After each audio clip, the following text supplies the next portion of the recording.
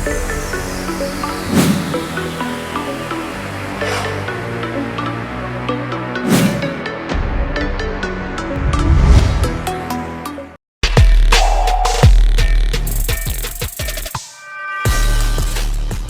శ్రీరామనవమి పండుగ రోజు ఒక్కొక్క రాష్ట్రంలో ఒక్కొక్క విధంగా జరుపుకుంటుంటారు.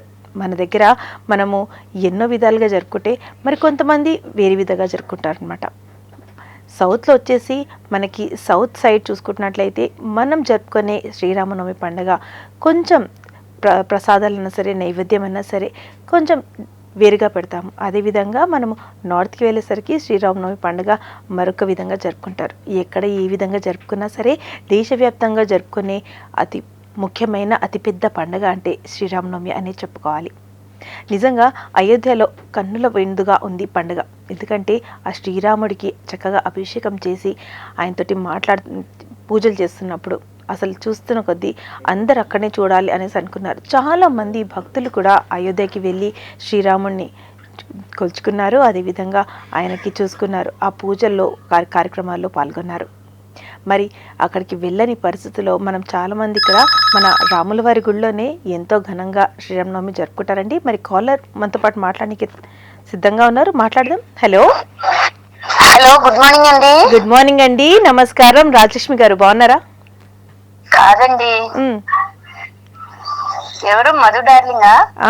రుక్కు గారు. నన్ను మర్చిపోయావు? అదేం లేదు. మరి శ్రీరామనవమి పండుగ జరుపుకున్నారు కదా, ఏ విధంగా జరుపుకున్నారు చెప్పండి. ఈ మాట మార్చేయకు. Sorry sorry. సో పొద్దున చక్కగా గుడ్ మార్నింగ్ అని చెప్పేసి మాకు రుక్కు గారు పలకరిస్తున్నారు. గుడ్ మార్నింగ్ రుక్కు గారు, హౌ ఆర్ యూ? మధ్యలో గారి టూర్లో ఎందుకు మనకి? వద్దా? అయితే రుక్కు, శ్రీరామనవమి పండగ మా దగ్గర ఒక లాగుంటే మీ దగ్గర ఇంకొక లాగు, అంటే ఒక్కొక్కరు ఒక్కొక్క విధంగా జరుపుకుంటారు అనేసి విన్నాను. నిజమేనా? అవునులే, నేనైతే మాత్రం ఒక విధంగానే జరుపుకుంటా. ఎలా? శ్రీరామనవమేనా? శ్రీరామనవమి.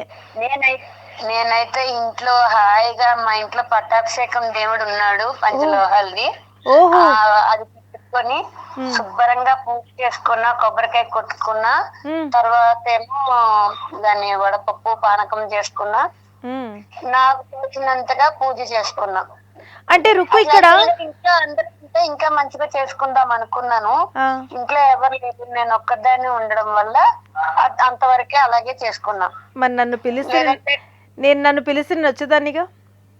డార్లింగ్, పిలవక్కర్లేదు. మనసు మనసు కలిసిపోతే వచ్చేయాలి మా డార్లింగ్. అద్భుతం. మరి ఇంట్లో అంత పెద్దగా ఉన్నాయా విగ్రహాలు, చిన్నగా ఉన్నాయా? అంటే కలిసి పట్టాభిషేకం పర్వాలేదు, ఒక మూరలా ఉంటది అంతే.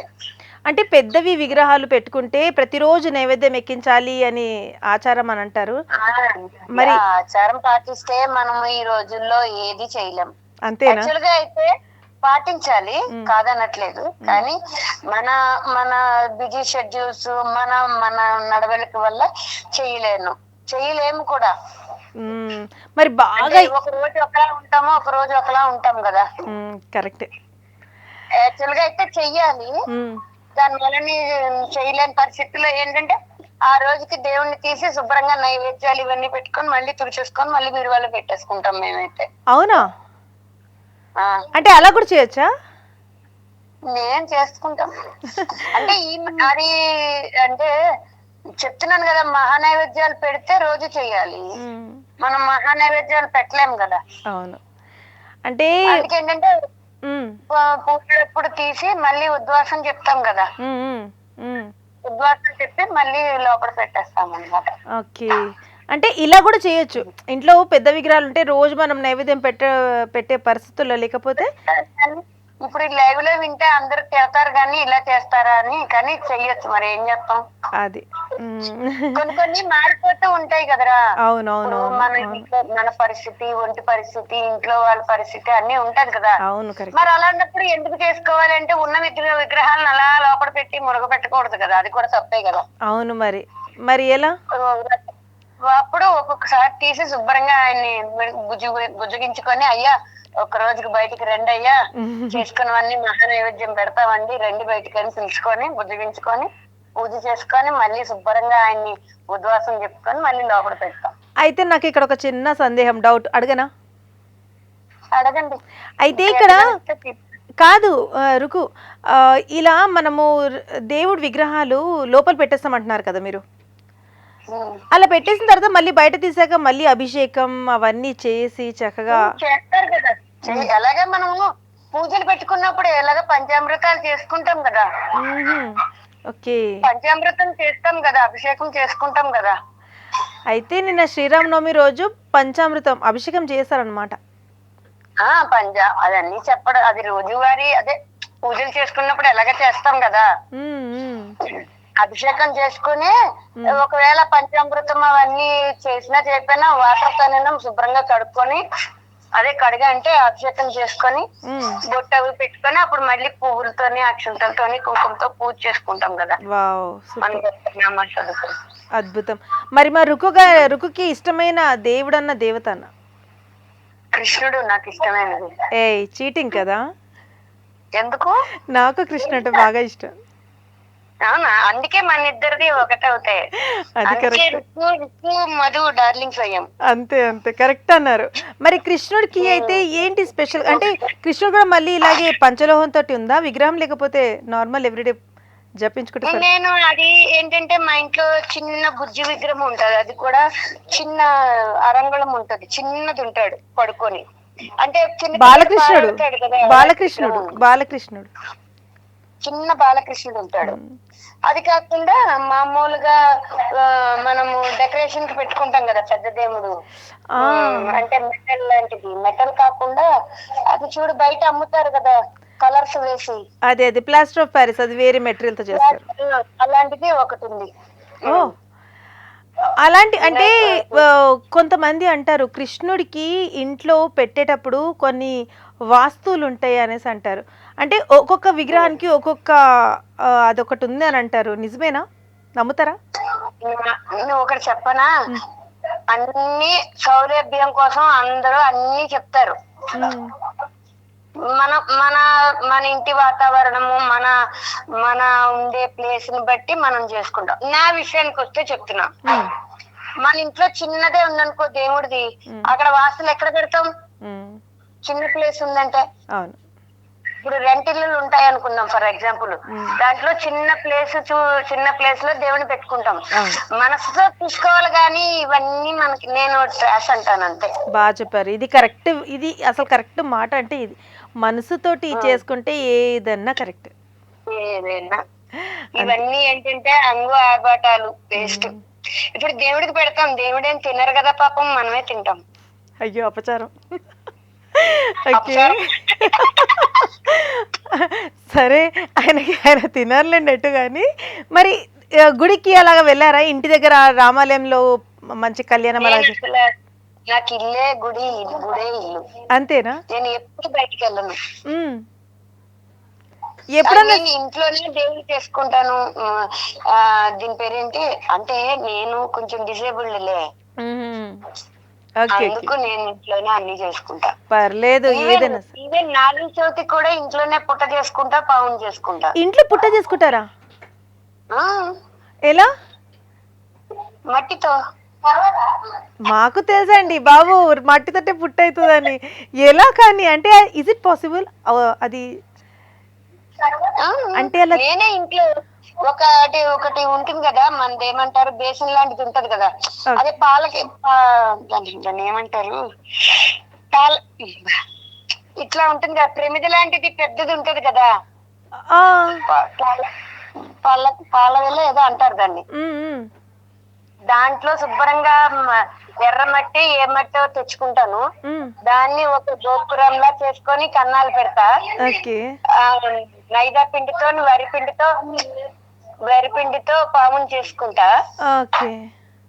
పుట్ట చుట్టూ తిప్పుతా, పైకి పడగెత్తుతా, పాలు పోస్తా, చిమిలి పెడతా, చమిలి పెడతా. దాని తర్వాత అంటే మళ్ళీ అది నాగుల చవితి మనం ఆ రోజు పూర్తి అవి తీసుకొని వెళ్ళి పారే నీళ్ళల్లో వేసేస్తాను.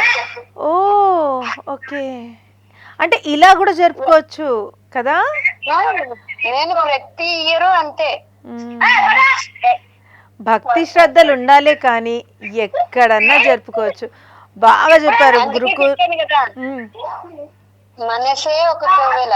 అది బా అద్భుతమైన మాట, చాలా బాగా చెప్పారు. ఉమ్. నిజంగా మనసే అందుకే ఒకవేళ మనసుతోటి జరుపుకుంటే ఎక్కడన్నా సరే మనకి దేవుడే. దసరా నవరాత్రులు కూడా అమ్మవారిని 9 రోజులు నేను ఇంట్లో చేసుకుంటాను. అవునా? అమ్మవారిని చేస్తా, అమ్మవారిని ప్రతిమలాగా చేసుకుంటా, చీర కడతా, 3 రోజులకి ఒక చీర మార్చుతాను.